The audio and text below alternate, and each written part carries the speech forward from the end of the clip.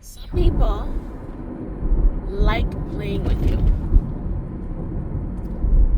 They like watching you struggle to connect with them. They like watching you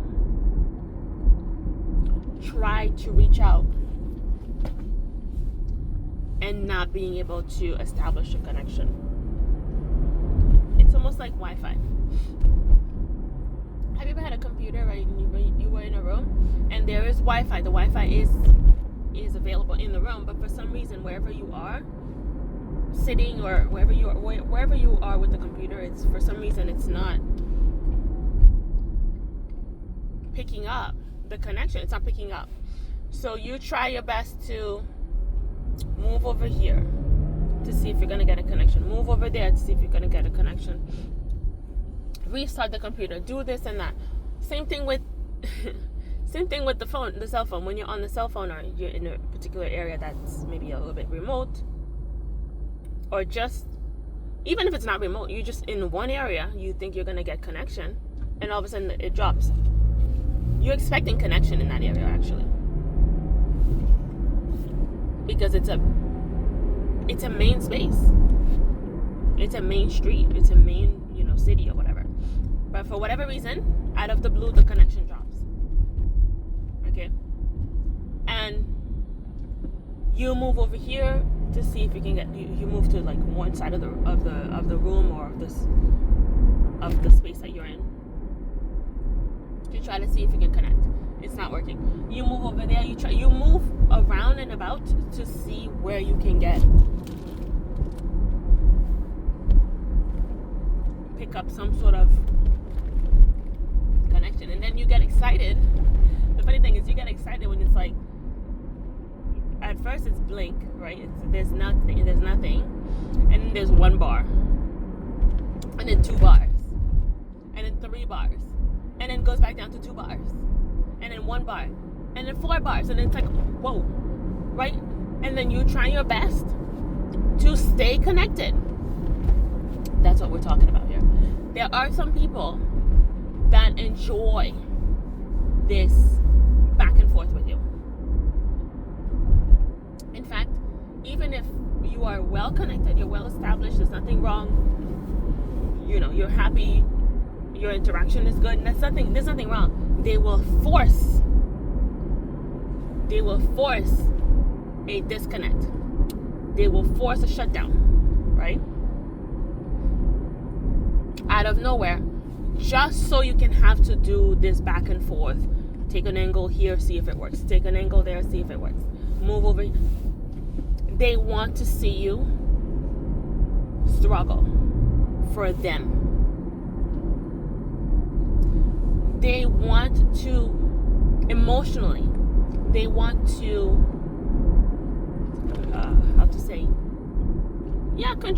control you emotionally. But not just control in itself. It almost sounds like too weak of a word. They want to overpower you. They want to dominate your emotional world, your emotional reality. And they want to make it such that they become your universe. It's not you and then you have this little bubble of your family, this little bubble of your friends, this little bubble of your work, this little bubble of just other things you like to do, social life, etc. It's not that. They want to be the center of your universe. And they try to create it by playing games with you, essentially. They play a ton of games with you, with your emotions, with your feelings. And that's the problem with being vulnerable with people, right? They say you have to be vulnerable, put yourself out there, share. Yeah. And hopefully you land on someone who is stable, sane, and selfless, right? So if the person is basically all about themselves, is the person is selfish and they're unstable. All they care about is twisting essentially the truth, twisting reality. Then vulnerability is no longer beneficial to you, right?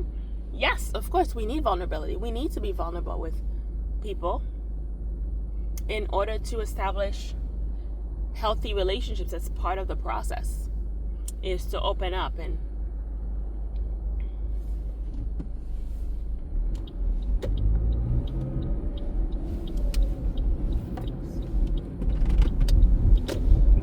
is to open up and be,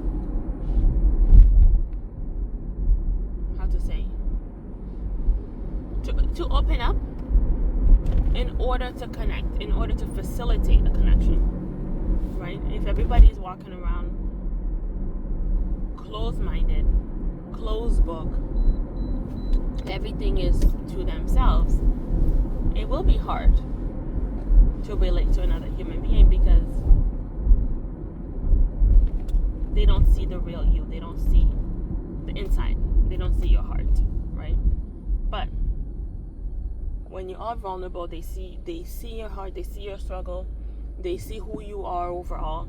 So yeah, it's a little bit easier. It's definitely easier, and even, dare we say, necessary to be vulnerable with others. That's part of relationship building, healthy relationships.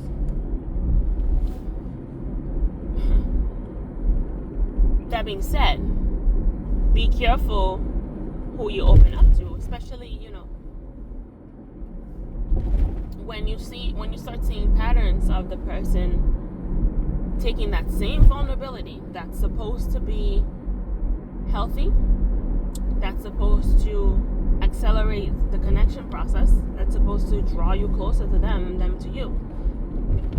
Taking that same vulnerability and using it selfishly to their advantage in order to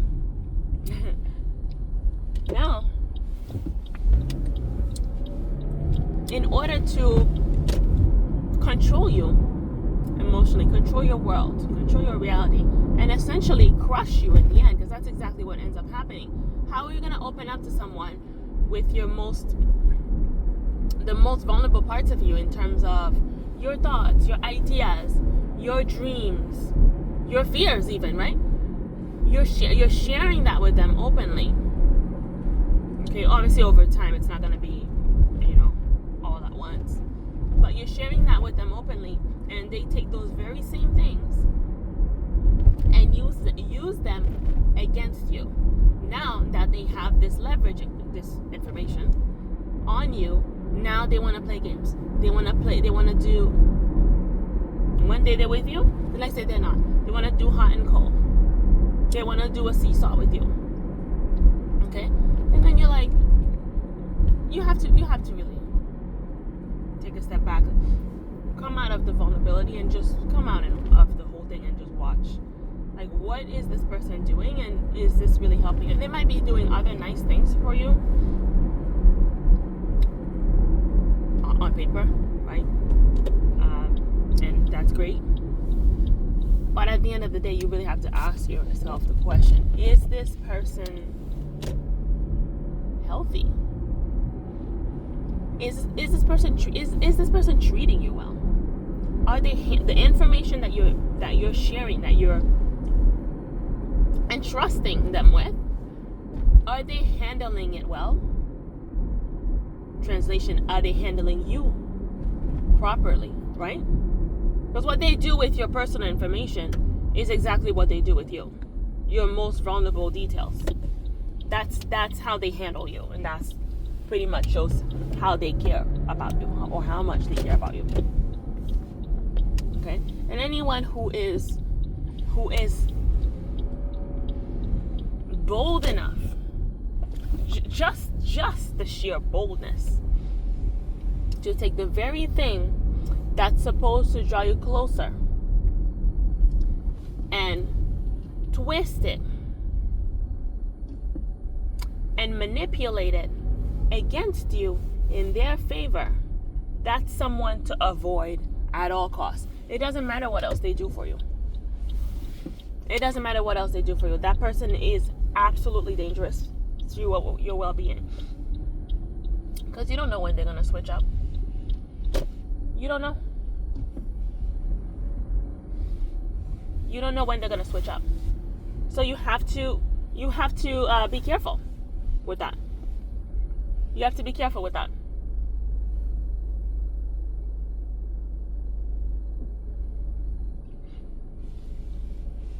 Okay?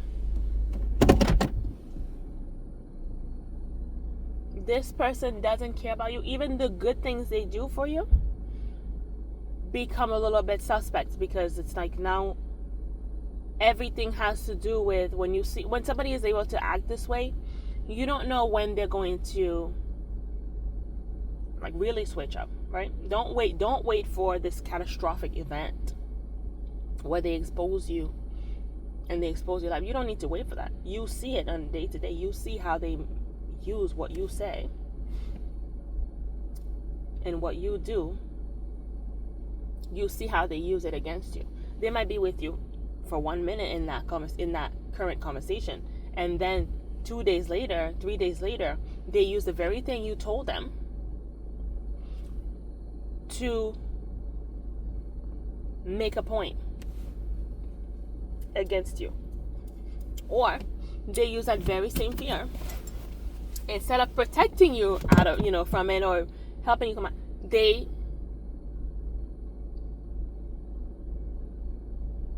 act in such a way that would put you even further and deeper into that fear. Are you serious?